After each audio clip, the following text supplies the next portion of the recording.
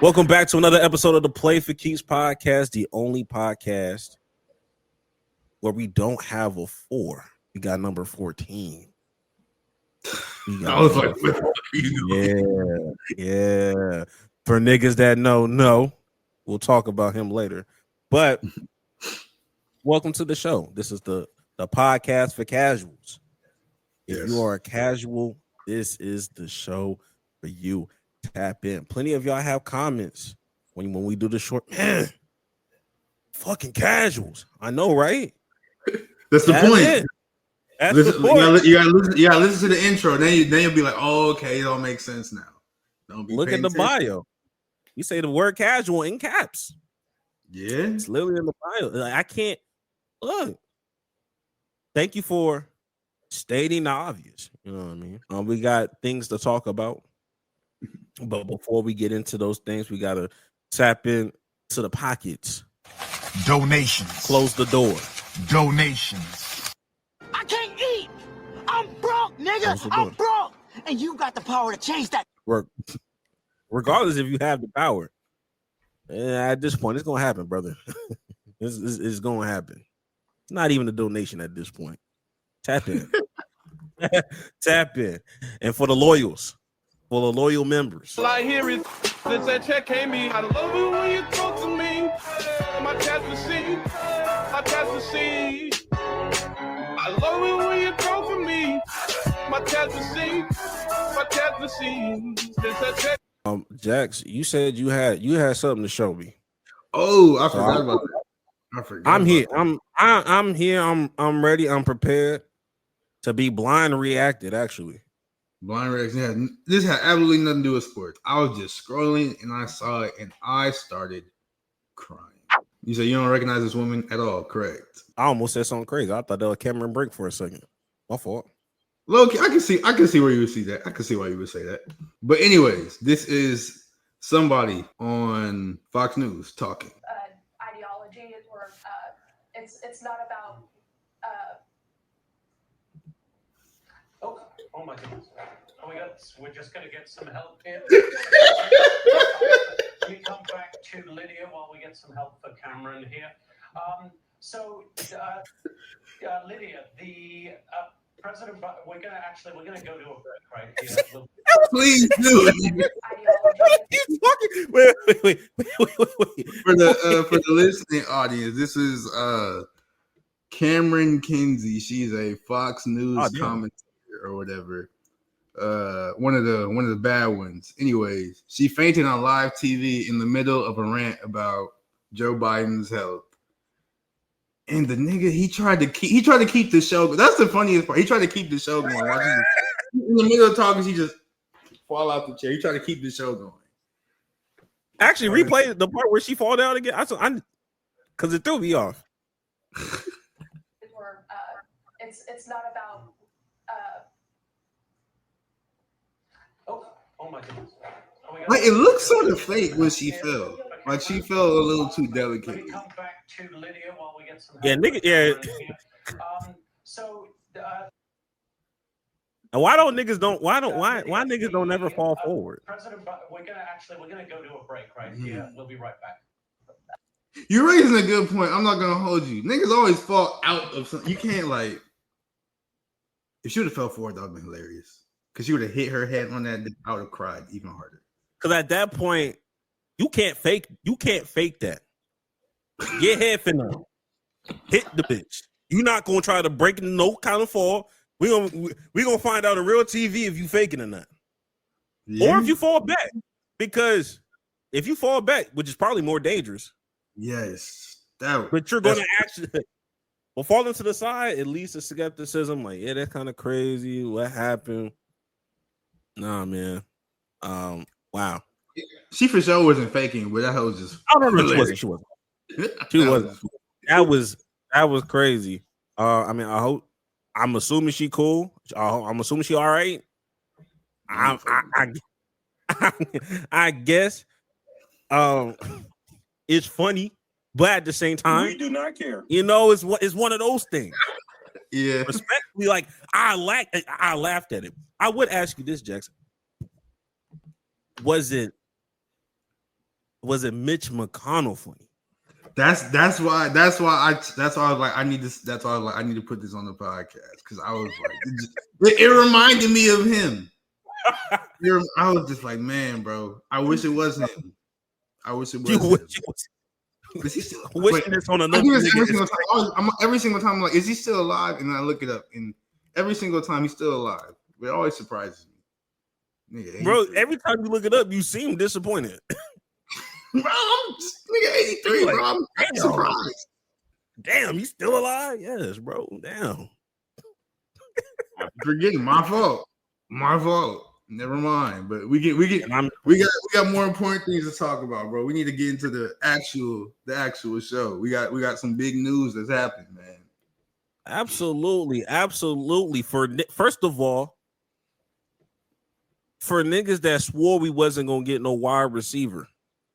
Do you think it's wise for you to keep talking? Oh God, like, come on, brother. We up. We up, nigga. Stop it.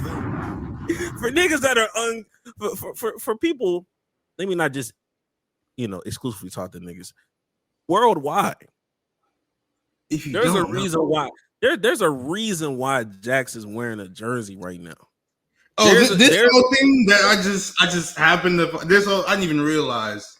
I'm doing. You heard me. I was doing laundry. You heard the dryer going a little bit early before y'all. Oh, word. Okay. I just threw it on. It was just. Oh God. There's a reason why I got the blue.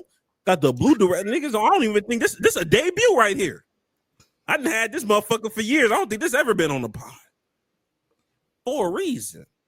I mean, we're waiting for this exact moment. This exact moment. George Pickens is a Dallas Cowboy. And we basically gave that nigga up for nothing. I mean, we basically got the nigga for nothing, in my personal opinion. Jax, you do have more of the details to it. I think it was a third rounder. Mm-hmm. George Pickens, wide receiver for the Steelers. He's cold, although he has some problems, but he's generally just a cold receiver. He got traded to the Cowboys. Dallas only had to send Pittsburgh, I believe, a third round pick, and they got George Pickens back. And this sort of, I know people might be like, third round pick, that is draft capital, but in the grand scheme of things, I think with the way this contract is set up, if George Pickens, if he leaves in free agency, Dallas will get a compensatory third round pick. So they'll get like an extra third round pick back if he happens to leave. So it's a win-win. You didn't really lose him for nothing. Like if he dips, you get a pick back. It's a win-win for everyone. It's a win for Dallas. I don't know about the Steelers, but it's a win for Dallas, and I ain't mad at it at all. You literally cannot lose. It is impossible for you to lose this. Great. Knowing Jerry Jones, though, they could fuck around and lose somehow. I don't know how, but knowing Jerry Jones, that could happen. I wouldn't put it past him. And I listened to this nigga press conference. Yes, I understand that niggas can lie and niggas can just be talking just to please the media. I understand that.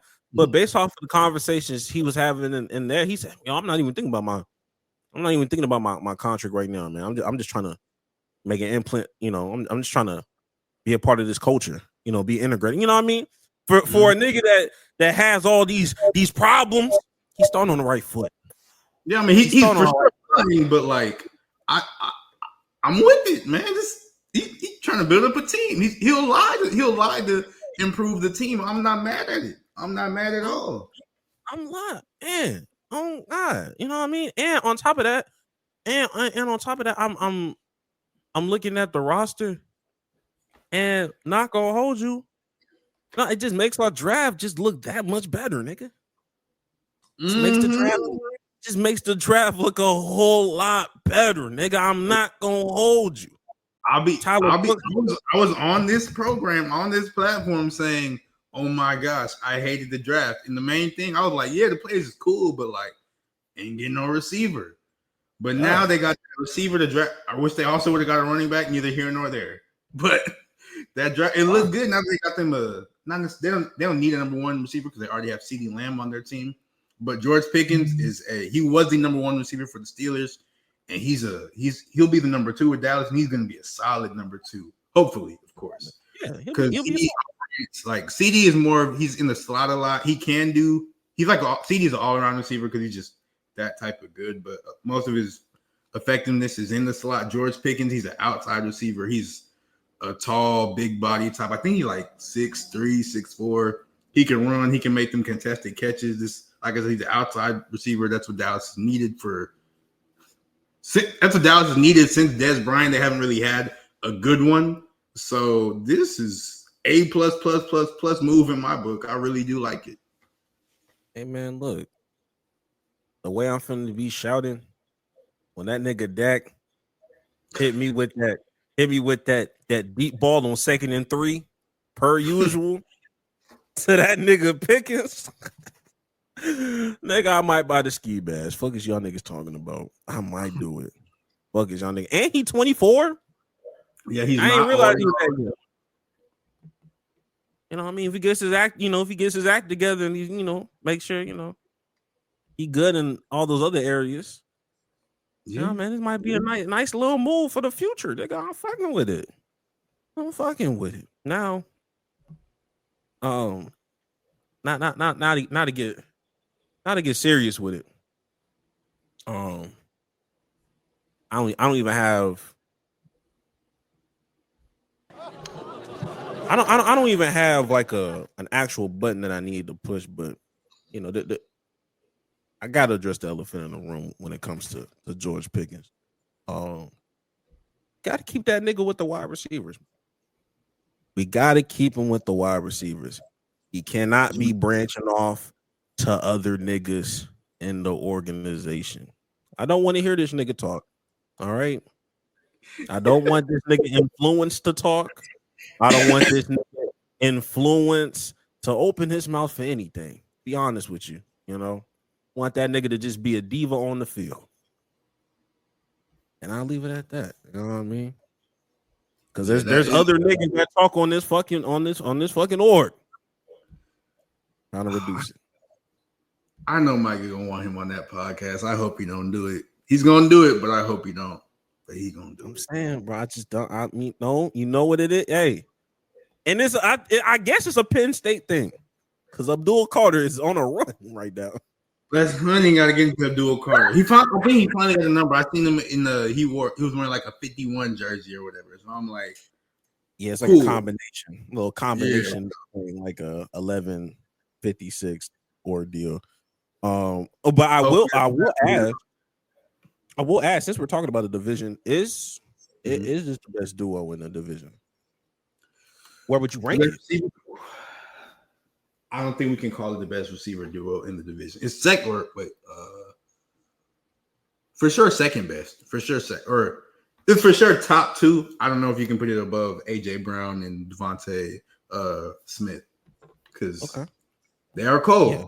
Yeah. I do think CD is a better receiver than AJ Brown, but as far as Pickens and Smith, I'm not really sure because Pickens he's a boomer bust type of player, which is a lot of the reason that Pittsburgh was sort of frustrated with him because he can one play will have like a spectacular one-handed catch behind his head at the back pylon in the end zone, and the next play he'll drop like a simple hitch route or whatever, and then the play after that he's gonna be fighting the opposing team's coach or whatever on the sideline. Like he just does stuff sometimes, but I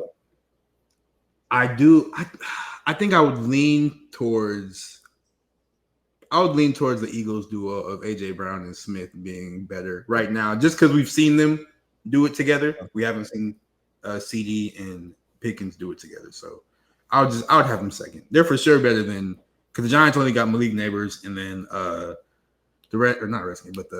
Commanders they got Scary Terry and Debo and Scary Terry, and I like Scary Terry, and I like Debo, but Debo hasn't been good for a while, so I would for sure have Dallas and the Eagles as top 2. With that, whatever order, y'all can figure it out. Yeah, we'll definitely see. I think this is gonna be a good season. I was a little worried this go around, but I think we're gonna be fine. And we'll address that running back situation. I'm at another time, but this is a day to rejoice, nigga. We don't always have to bring up the bad. We don't have to always bring up the bad. And look, let's baby steps, nigga. I mean, you said not to bring up the bad, but I'm gonna bring up the bad real fast. Right. Unfortunately, because and this is sort of talking to the Steelers side of things a little bit, because a lot of people are like, why the hell would the Steelers do this? They only have DK Metcalf now, and they still don't got a quarterback. That's the crazy part to me. They still don't got them a quarterback.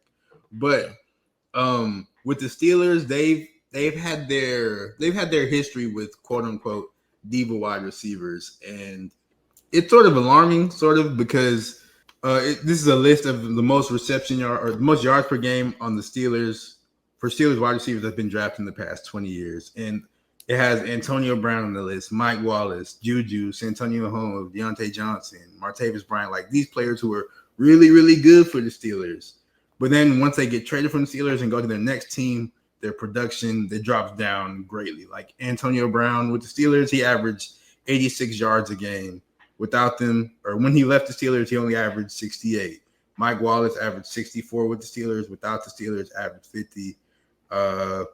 Deontay Johnson, he averaged with the Steelers 57 yards a game. Without them, he averaged 30 yards a game. Chase Claypool, with the Steelers, he averaged 53 yards a game. Without the Steelers, only 11. So it is alarming to see like that production drop off, and it feels like the Steelers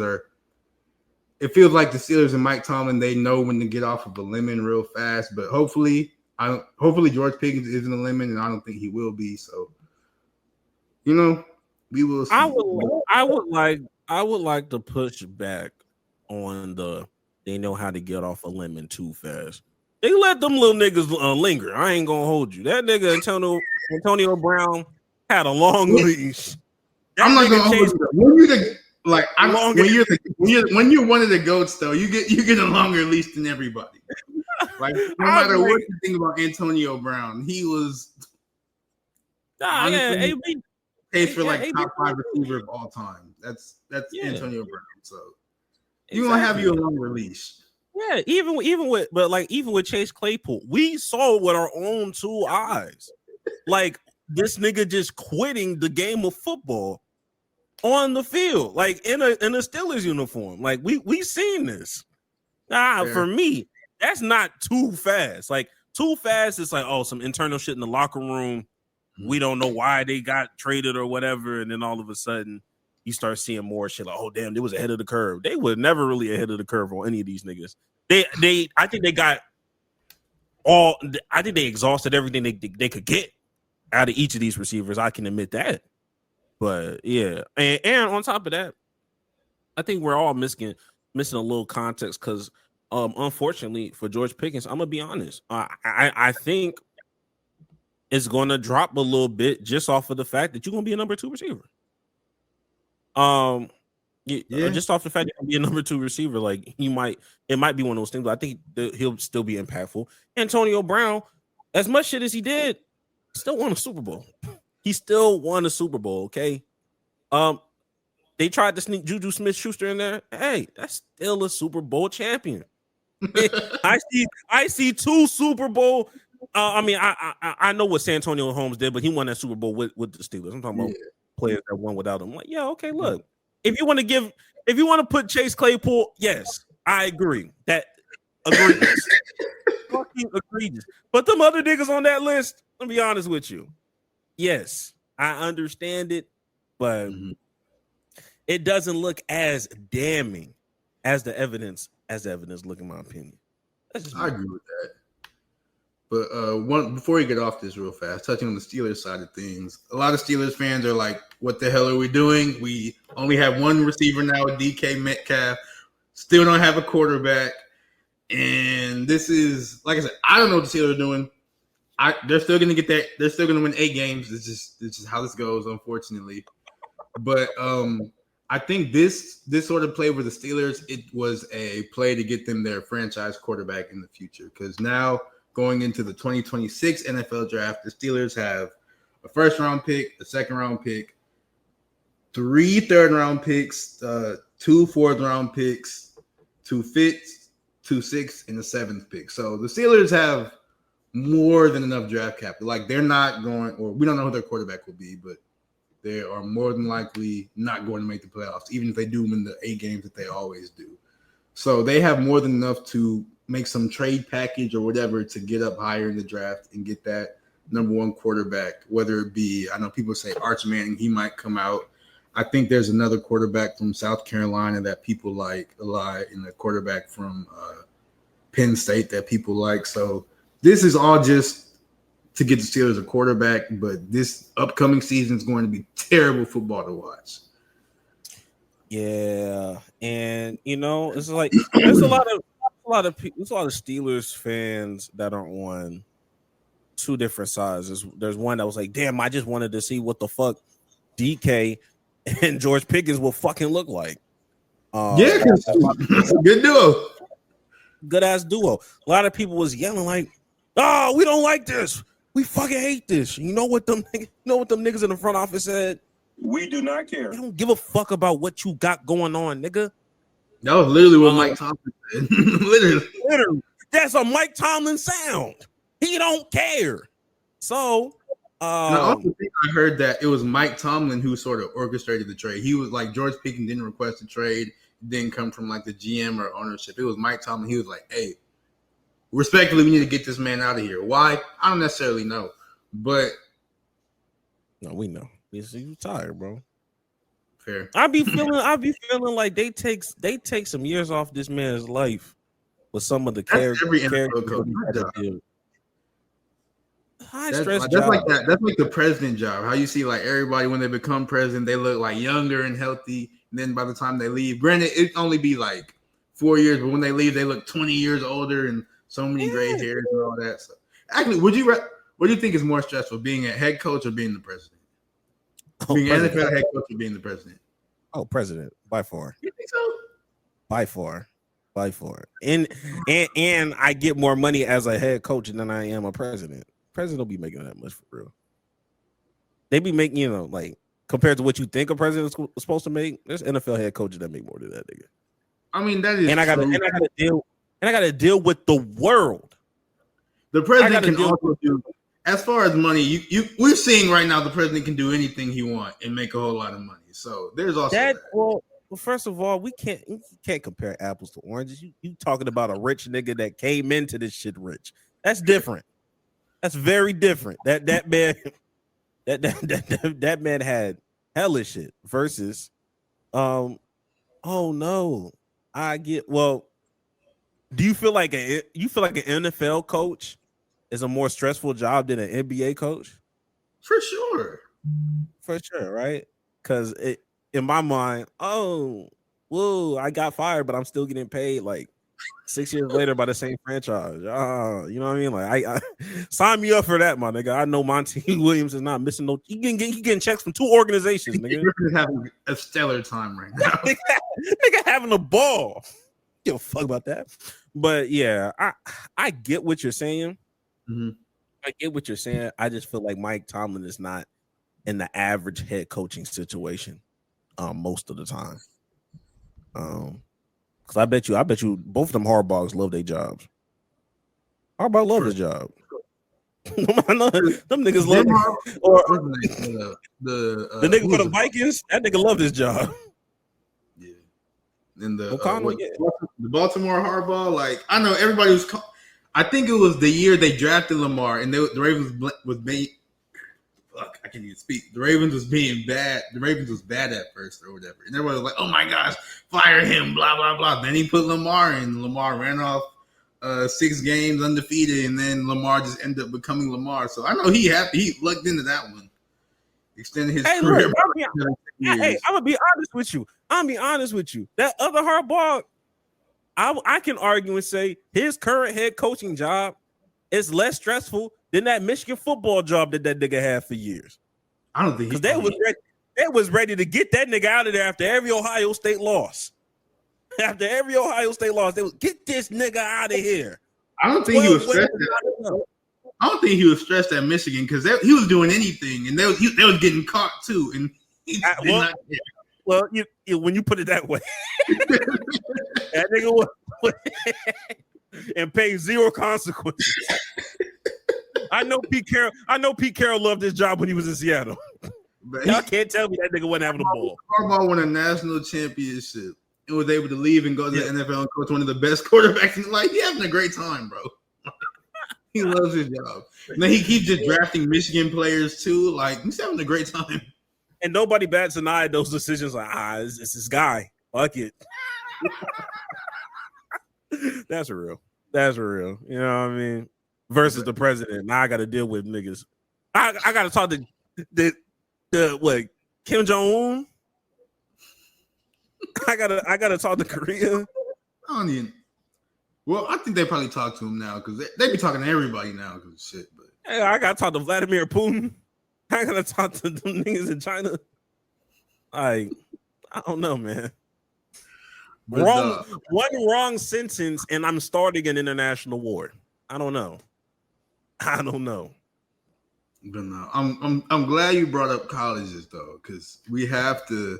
Before we get into basketball, we have to take a little detour real fast into the world of college football because Bill Belichick is at it again. Reports have come out that, or this actually a report from Pablo Torre, who I like Pablo Torre, and he's a pretty good reporter.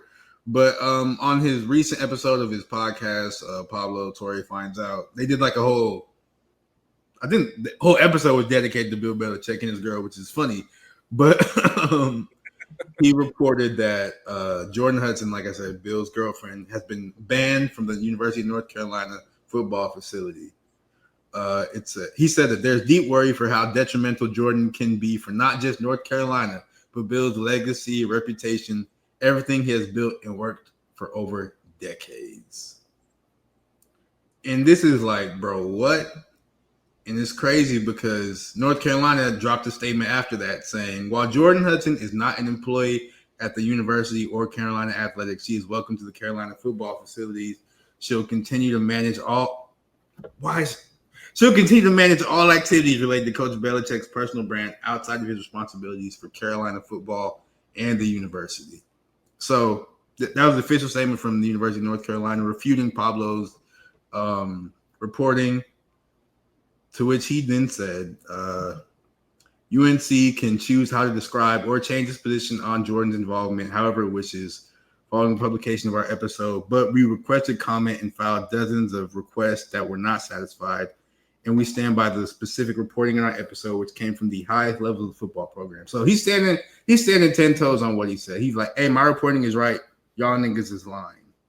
And I'm just like, Bill, bro, you gotta do something. And on top of this, like first of all, we know Pablo's not lying because these are not new statements about detrimental anything. Like they've been talking about they were kind of weary of her involvement to begin with. Exactly. But like I said, no person should have all that power. Because I know that drop, she made that call. You can't tell me she didn't make that damn call because they did have it. Yeah, like she could be responsible for all of his. Yeah, come on now. Yeah, and Pablo he put out another tweet saying we broke the news of an important meeting where the higher ups told the program that she can't be around the facility. Many people heard the message very clearly, and he's like, "You can decide who to trust, whether it be PR or us." I'm gonna lean towards Pablo because. I don't know him personally. I also know Bill Belichick personally, but Pablo ain't never lied to me. So I'm be honest with you. Most reporters ain't really lied to me. Any reporter that's been called a liar, the next day or the week after, we find out they was always telling the truth. Wasn't it who was it? Shams when Jimmy Butler agent tried to be like, nigga, you lying. He was like, no, I wasn't. No, not. Shams got that shit twice. They did that shit twice to Shams. Like, nigga, I ain't stand by what I say, bro. Fuck out of here. Fuck out of here, nigga. I'm not with the shits. And there was somebody else. There was somebody else that I mean, there's plenty of examples of that. Because these are real reporters. You know what I mean? And they keep misconstruing. This the problem. This the problem that I'm realizing. They're like, oh, motherfuckers be lying, the media be lying. No, you keep thinking about Stephen A. Smith and other niggas that are not real reporters and grouping them in with the real reporters. Like they used to be real reporters a long time ago. It's been years since they was that. It's been years. They are now TV. They're now TV personality. You're mixing TV personalities and ex NBA hoopers that's trying to, sever relationship. Like still have high end relationships with certain people, and misconstruing that with the Pablos of the world that really be in the field doing this shit, where their credibility means everything. Stephen A. Smith, niggas know he a liar, or niggas know that he be stretching the truth at best, or just giving out misinformation. Like we know that, so he can still be successful saying just anything because he can land on the side of entertainment. Pablo can't afford to do it. Well, if you keep it up, yeah, you can do whatever the fuck you want to do. Niggas low-key entertaining himself. But yeah, if you're a reporter, credibility is all you have. That's all you have. And to be completely honest, another reason that I'm leaning towards Pablo, because I saw some of the clips from his podcast, is because of stories like this one. As I share my screen, I'm gonna play a short little clip. Might be like a minute long, maybe slightly longer, but from Pablo Torre, his podcast on Jordan Hudson and Bill Belichick, and how she sort of tried to crash a commercial he was in. Jordan Hudson, who was at the time like a person they kind of heard about, but again, this is last summer. Yeah, not quite the entity that we know now. Nothing close. Had arrived on set and started immediately pitching herself for a role that had not been discussed in this scripted 7-figure commercial shoot. That would also serve as, quote, the hard launch of their relationship.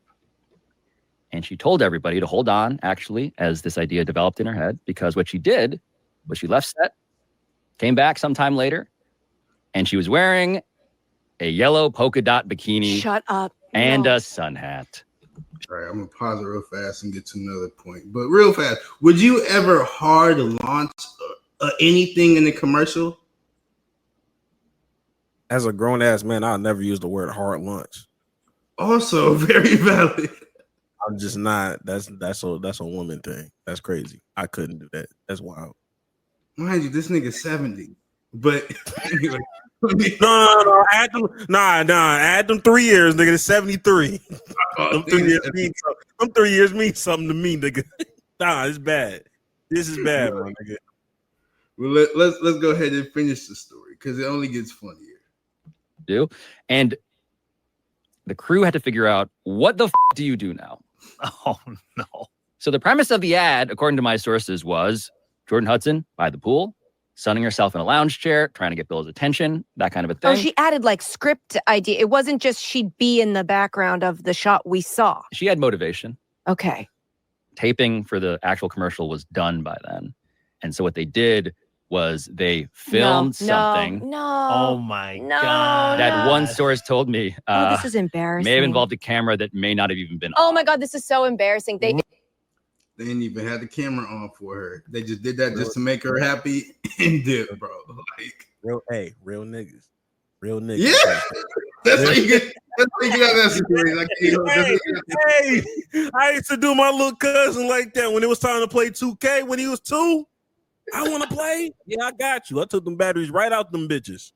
Yeah, you can play with me. Turn on. Get your wrong controller. Get a GameCube controller or something. Oh God, I'm out here doing dunks and he doing dunks like he think he really doing some shit. Yeah, great memory, great core memory. That shit only lasted an extra year. That nigga caught on. My shit's not on. It's not working. Fuck. All right. Shout out to you, Taryn. Love you, boy. But yeah, shout out to the camera crew. Shout out to the camera crew because I would have been pissed. But no, she's just doing too much. It's just like, bro, you can't convince me that Bill Belichick wanted to do that. The fuck? You know he didn't want to do that shit. Power. She just must have a set of skills that's unheard of for Bill Belichick, I guess, or something, bro. Because this is insane. He's just letting her do whatever, bro. That nigga was so familiar with her game. I'm not even gonna hold you. There was another thing that came. It said, what's her name? Her mom owns like a sex museum or something. So maybe her mom. Yeah, dead ass. Let me see if I find that. A Hall of Fame. Oh, this bitch a Hall of Famer. Oh, she Hall of Fame talent right here. That's why nobody ever wants to have that conversation of how did y'all meet. That's why I get real touchy feely. That's why I become a sensitive topic because I just hope all of this is calmed down by football season. We're gonna see if they good or imagine all this happening and they trash because I think they might not be good, bro. I think they're gonna be cheese. So imagine all this happening and their ass. Bro, and look at all the shit that's coming out. You don't think them football niggas finna try her? Respectfully? You think she's going? Like what? What's that song?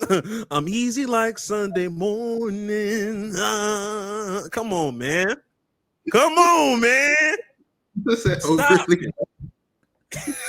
Overly going. Oh, you be seeing them shits. You be seeing random questions. Raw. Next question. Nah, because I'm just all this stuff talking about your mom owns a sex museum. She doing X, Y, and Z. Like at some point, as a D1 athlete, I done been around enough D1 athletes to think they unstoppable. There ain't nothing they think they can't get off. And they keep reporting, oh, she's more than welcome to be in these football facilities at any time. Yeah, okay. Try it if you want to. Try it if you want to, man. Stop acting. We've seen it happen before. Not with the wife, and normally be with the daughter because the wife be too old to be playing that kind of shit.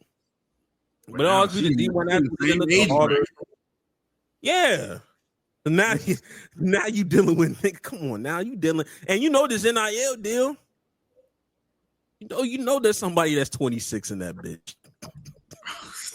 There's somebody that's 25. Probably niggas older than her in that bro. Probably some 30.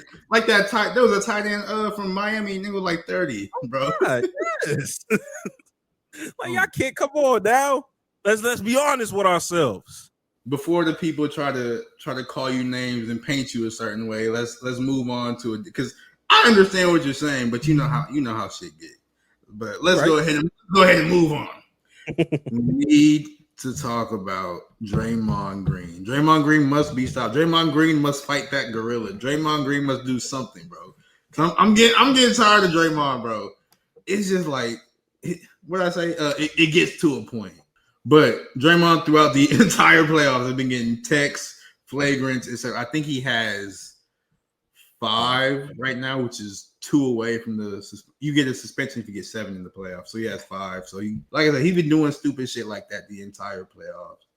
And then he went on a little post-game rant. Reporters went to go talk to him, and this is what he had to say. I look like the angry black man. I'm not an angry black man. I'm a very successful, educated black man with a great family. And I'm great at basketball. I'm great at what I do. The agenda to try to keep making me look like an angry black man is crazy. I'm sick of it. It's ridiculous. Like, Draymond, you can be all those. I don't think he's an angry black man. Like, he can be all those things. But I don't think the agenda is, he's an angry black man. The agenda is this nigga just a fucking asshole, bro. Like, stop this shit, bro. It's so like we've seen evidence of Draymond. He has kicked multiple players in the nuts. He got suspended from the finals game for that. He's stomped on players' chests. He's elbowed players. He's put Rudy Gobert in a headlock. He's punched players on the court, off the court. He's knocked his teammate out on camera. Like, nigga, at some point you have to just be like, okay, maybe I'm tripping. Because, nigga, you are tripping. And it's just like, I know a lot of people have done this, and before I felt like it was sort of, what? I thought you were about to say something else. I thought you was like, I want to respect you, but I can't. I thought that's where you were going. I know a lot of people be trying to put this on Steph, and at first I used to be like, nah, that's too much. You can't, like, Steph is a grown man, Draymond a grown man. You can't tell a grown man what to do. But, like, low-key, Steph the leader of this team, bro. You need to tell this nigga, sit the fuck down and stop acting like a hoe. Because he acting like a hoe. But then I'm starting to think about it more, and I'm, like, learning and figuring stuff out in real time right now. And, like, maybe it's not on Steph. Maybe it's on the whole damn NBA because they just be letting him get away with it. Because like these past few games, he's been getting like a flagrant foul in the first quarter or a technical in the first quarter, and then like because of that, if you get another tech, you gotta if you get another tech, you get thrown out the game, or if you get like another flagrant, you get thrown out the game. And all the refs they don't want it. You said what?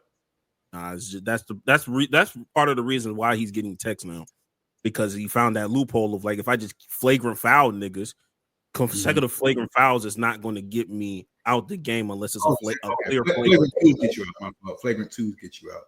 Flagrant twos he'll do these bullshit ass fouls, and then once he does that, the rest be like, man, if I call him for another take, he gets thrown out the game, and I don't want to, affect the playoff game or whatever like that. So like, I can't see the rest point of view from that, but also fuck him. Spin that nigga, get that nigga out the foot, kick that nigga out, bro. And it's just like I'm tired of, and not just the refs too. I'm tired of the players too, because Draymond been punking y'all niggas for years, bro. Like if respectfully, Draymond, he's smaller than all these players. He's a 4, he's a power forward, but he's undersized. They list him at 6'7". He might be, I think he would say closer to like 6'6", 6'5".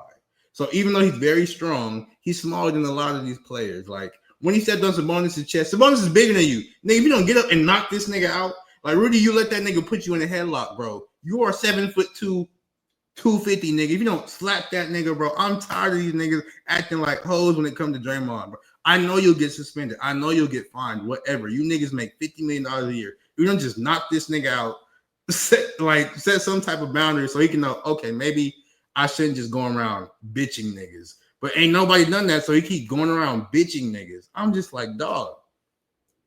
Somebody do something. Somebody stop this nigga, bro.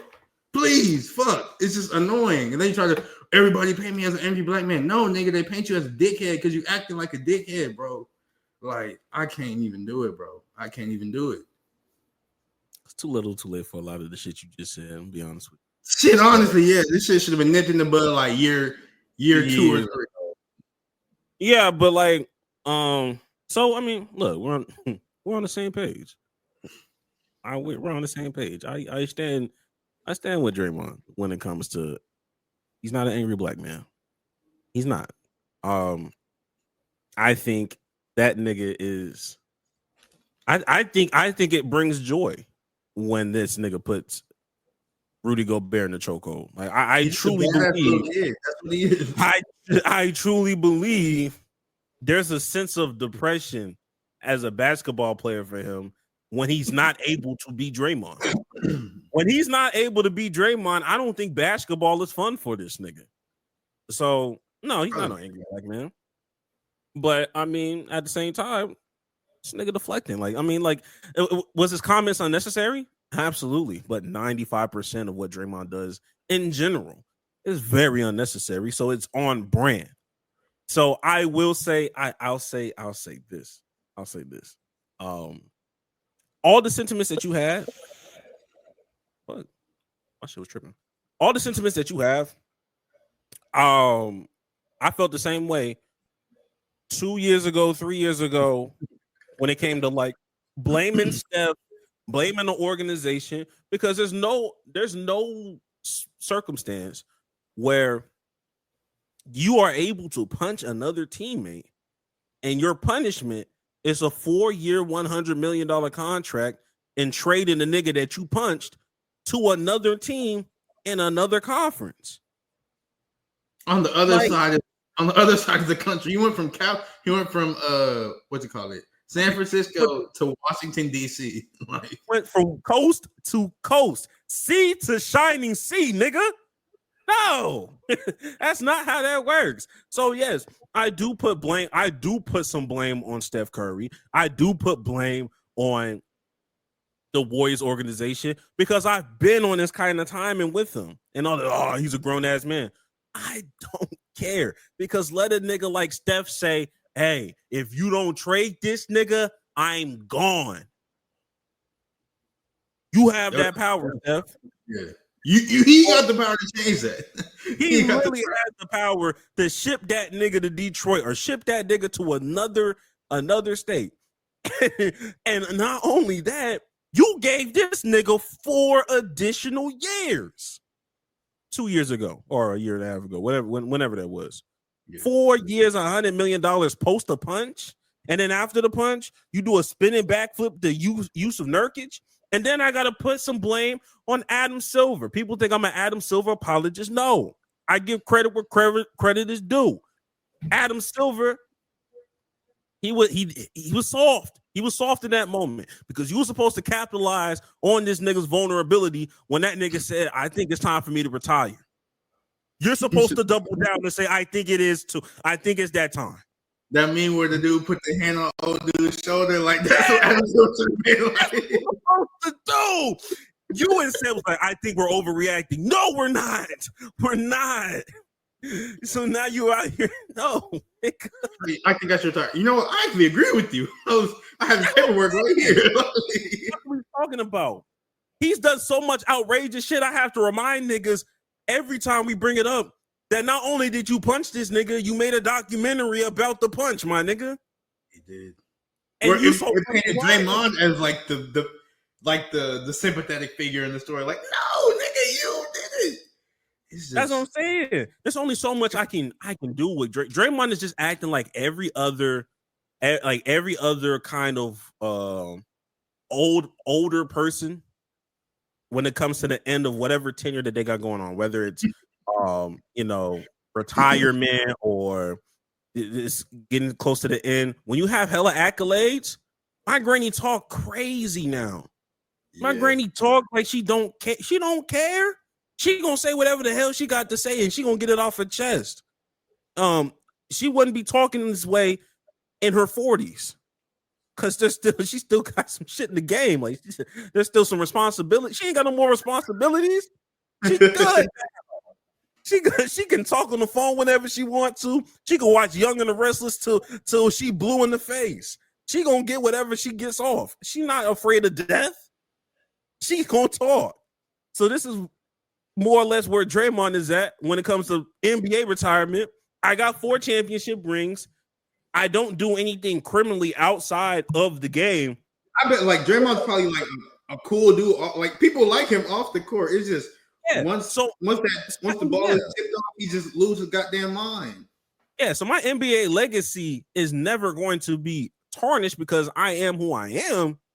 Yeah. I'm just gonna do whatever the fuck I want to do. Whenever Steph Curry is out the game or injured, watch how much the probability of Draymond Green getting kicked out of a game becomes.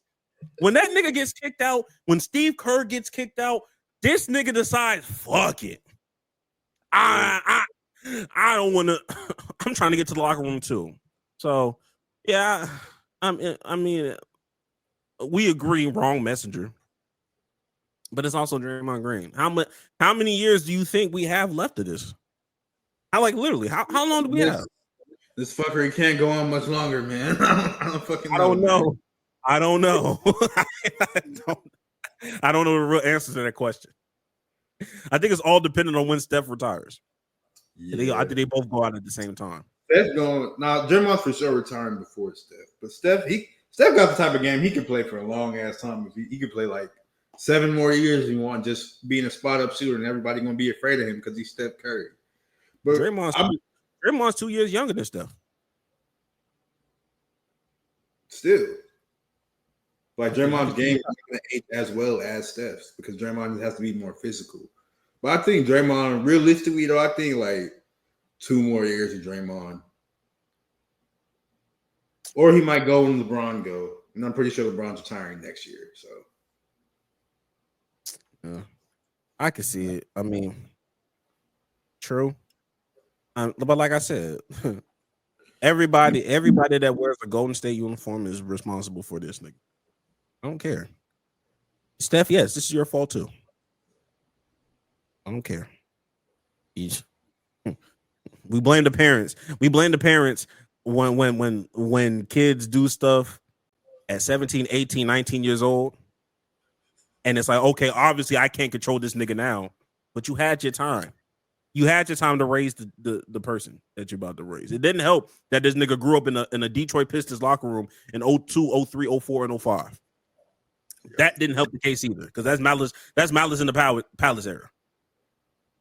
But course correction. Yeah, course correction. It's what it is, man. But I think the whole world is on our side. Like, I think the whole world agrees with everything. Like, at this point, it's just about it's really just an excuse to rant about Draymond. Like, when I see people talk about this, it's like, oh, like nobody's really trying to have a real discourse or discussion about this, because this discussion is idiotic, because everybody's on the same page about Draymond. Everybody except that's just nigga, just take some damn accountability. But whatever, dude. All right, Jax. It's hot take of the week. Do you have it? I do indeed have my hot take. Type shit. Oh, man.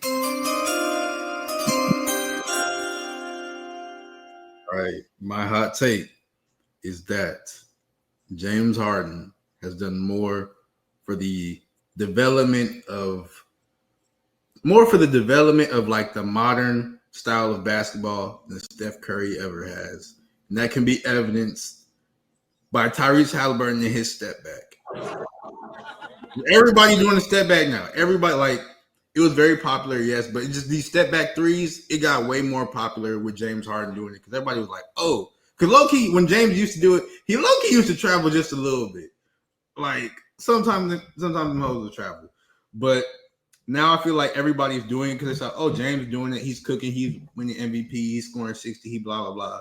And they're like, hey, let me implement this into my game plan. And now it's just like everybody everywhere is taking step back threes. That's just the shot of the game, it feels like. So I just think that James Harden has sort of shaped young basketball players way more than Steph Curry has. Granted, like, yes, everybody's trying to shoot threes like Steph, but James be shooting threes too. I'm just saying. That's my hot take. That's how. Yeah, man. As Killian Hayes type shit. You know what I mean? and being honest. So where is Killian Hayes? Let me see where he plays right now. That nigga don't play in the NBA. I think he's somewhere else. He's in the G League. He played for the Long Island Nets. Yeah. Shout out to Killian Hayes, man. I think, and then like and I'll be honest, niggas don't even play like Steph for real. Niggas really don't be playing like Steph. Niggas is not playing off ball the way Steph be, when that nigga be running around doing all that Steph extra every game, bro. niggas is not doing the shit that he's doing, and then still having the stamina to throw up a quick release shot, like he does. That's a specific skill versus James Harden, versus your Lukas in the world, all that. What if somebody was to give you pushback and say, I think you're James Harden and I raise you a Kevin Durant of what's worse? What's worse for basketball? I'd say basketball. No, I'm saying, but like when you see bad niggas do similar things to all-time greats, what looks worse? A nigga trying to imitate James Harden or a nigga that's trying to imitate KD? Oh, and they try to imitate KD because always like just the tall, skinny. Everybody just assumes that, oh, the tall, skinny, whatever is going to be the next Kevin Durant. Like, no, that will never happen. There's only going to be one Kevin Durant. Like, people are like, oh, Jabari Smith, he could be like KD. Like, no, Kevin Knox, he could be like KD. No, like, there's only one of them. So I don't like when they do all that. Yeah, so you're basically saying that Jason Tatum falls under that. Like, he need to stop. He needs to stop acting like he KD. Jason just need to put his goddamn head down and drive, nigga. When they all them motherfucking threes, bro. Stop all them goddamn threes. Put that head down and drive up there. He's not like he. I guess you could say he's playing like current KD, but old KD back in the day, KD would dunk on you. He would put his head down and dunk on niggas, bro. Jason Tatum needs to start watching OKC KD film.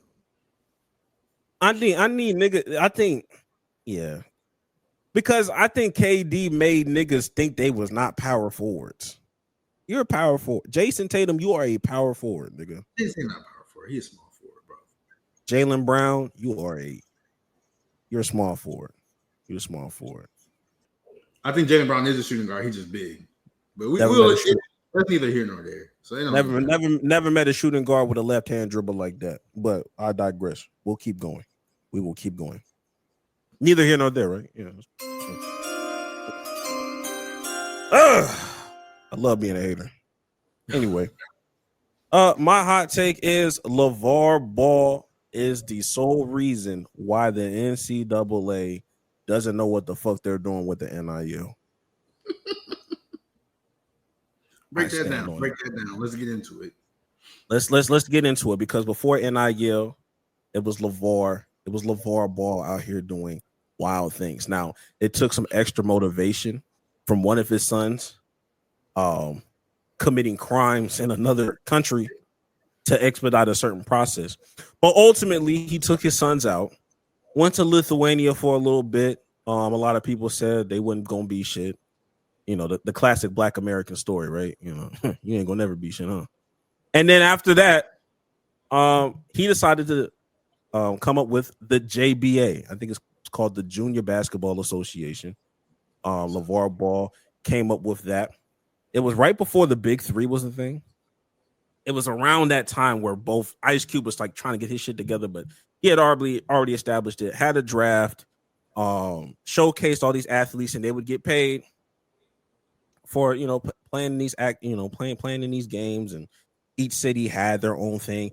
And it had its flaws, don't get me wrong, but it was only for a year before you started seeing other things like the G League Ignite pop up and saying, hey, instead of going to this quote unquote bum ass league, you can go with some real niggas, go get paid for real, and they got the word NBA in front of it, so you know it's legit, right?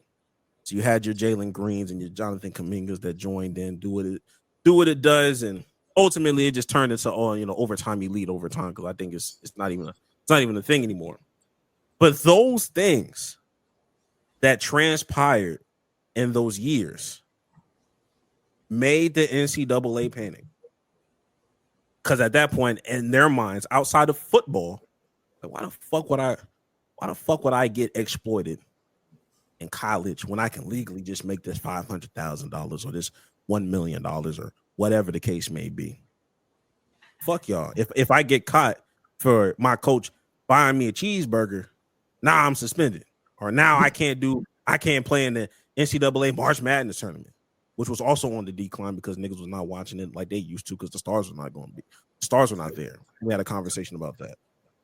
And then at some point, I truly believe the NCAA said, fuck it, we got to go do something. And they forced NIL. They forced NIL without a direction. They forced NIL without a clear-cut plan of how they're going to do it, how they were going to back pay niggas from 10 years ago, all this shit, and which is why they're in hella legal allegations, hella shit. Niggas just doing everything. Niggas up in the ante. There's no control over how much a nigga can make. Niggas are starting to make more than NFL players, and I it's not a blame, because I'm not gonna blame a black man for anything a national corporation can figure out. But it all starts with LeVar Ball. If LeVar Ball doesn't do what he does, I think at bare minimum, it prolongs the ultimate NIL thing, the ultimate NIL transactions from happening. They got nervous, just like how it was for TikTok. TikTok started in 2018, 2019. 2020, the world shut down, and niggas just thought it was an app. That shit started booming really fast, and every other company said, fuck, we need to catch up. Instagram made Reels, and then YouTube Shorts made what it was. Now, ultimately, shout out to YouTube Shorts. YouTube Shorts, nigga. Oh my. Shout out to real, shout out to audio. Shout out to each and every one of you. But you know, ultimately TikTok stood the test of time, even when it got banned for 24 hours. Not even. But you know, it's just it's a part of the copycat league, it's a part of all those things. I think you can't write the story of NIL without mentioning LeVar Ball, in my personal opinion, and I stand on that. I think you could. Yeah, man. It's always a black man. One thing to say about that last thing though, like they cannot write the story without mentioning LeVar Ball, but they will. They'll find a way. They shouldn't, but they will find a way to do it. They'll figure out a way to like kind of figure out what was the real reasoning, and they'll find up some bullshit reason of. I just think just how they do the civil rights. At some point we just thought it was time. Yeah, no, like, nigga. You got pressed enough, and you said fuck it. Okay, let's begrudgingly give black people freedom, or let's begrudgingly give these people what they're paid. Let's stop exploiting them. Oh, yeah. No, begrudgingly give black people freedom. That's exactly giving black people freedom. That's exactly what they. I guess it's a whole bunch of old white men. Kira. They couldn't take it anymore. Fuck it. But yeah, and now we're in the mess that we're in, and I don't know how it's going to get fixed. Hey, you seen Nick Saban? I think he just got appointed by Donald Trump as like the new head of something that's going to be overall like the NIL and this, that, and the third. Just saying. That's another problem. Maybe Nick Saban might cook. I don't know. I would be happy to see him cook, but hey, we'll learn when we learn. We need to stop employing 70-plus-year-olds to do certain things. Yeah. Like we swear that we hate seeing Mitch McConnell do certain things in public, but we keep employing niggas close to his age. But I mean, then at least get surprised when shit happens. At least this 73-year-old has an age-appropriate wife. Is all I'm gonna say. He got him an age-appropriate woman by him who's been with him since 1971. For now, I'm just playing. Relax. Hey, once upon a time, Bill Belichick had a wife that was age appropriate. I know. Yeah, look, man, look. Check the if your last name is Belichick, check that will. Check that will. Okay. Yes. Yes. Check that will, please. She's powerful. Let's end this podcast, man. Any last words? Hey, man, last words. You want to change your life, go do some life-changing shit. But nah, Belichick, if your last name is Belichick, go check that will, bro. That's really the message. Go check that will. That's your last name. Please make sure. Like we're not getting nothing from that. We're just trying to help you out. I promise, bro. Like I'm not expecting no kind of check. we the mesothelioma commercial. Yeah, we just want to make sure you were properly compensated, nigga. Tyrese Halliburton's not overrated. The real nigga that's overrated is the light-skinned man from Boston. You know who he is. But that's the real. We'll get to him. We gotta check back in the next episode. We'll get to him. Yeah, we'll have real conversations. Beat these allegations. We'll see if we can beat these allegations. I don't know if he can, but we will see. Hey man, look, either I push my agenda or I push my Karl Anthony Towns agenda. Either way, I win. Either way, I win, nigga. This is my what is it, compensatory pick? That's me. This is my third round pick, nigga. This is my George Pickens, nigga. But we'll catch y'all. We'll catch y'all next week. Your boy will be in the H-Town. As it currently stands, we're at 1,330 subscribers. It's crazy because I checked what we was doing. I checked what we was actually doing the podcast. It said 1.32. So now we're 1.33. So oh God, bro. Like we really moving on up like the Jeffersons, man. Like it really is one of those things. It really is. We appreciate you. And without further ado, we will catch y'all next week. Go touch some grass. We'll catch y'all next week. Check that will. Go check that will, nigga. Go check that will.